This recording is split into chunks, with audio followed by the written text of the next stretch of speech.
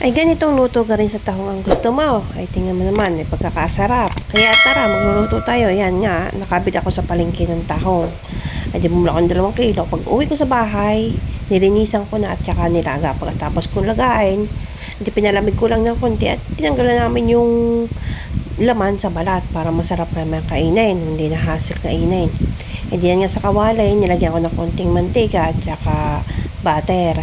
Nilagay ko na rin ang sibuyas at saka maraming bawang dahil yan ang ating sangkap dito sa ating lulutuin. Kailangan talaga yung marami niya. Eh di nung natunaw na yung butter, naluto na rin ang sibuyas at bawang, inilagay ko na ang tomato paste. Nilagay ko na rin ang oyster sauce. Pinaghalo-halo ko lang yan para maluto at magisa ng ayos. Nilagyan ko na rin ng Sprite, yun yung pinakasabaw. Kaunting paminta at hinalo-halo ko. Nilagyan ko na rin ng ketchup, masarap yan. Din yung aking nilagay na pampalasa dyan ay asukal na lamang. At saka kaunting asin. Din yung medyo malapot-lapot na yung sabaw, isinunod ko nang ilagay itong ating tahong. Kaya naman habang kumukulo yung sauce, ay dumidikit na doon sa tahong. Halo ko lang na konti yan, pinakuluan hanggang sa maging konti na lang yung sabaw at dikit na dikit talaga diyan sa tahong. Kita niyo naman ay pagkakasarap ng pagkakaluto. Kaya magluto na rin kayo ng tahong.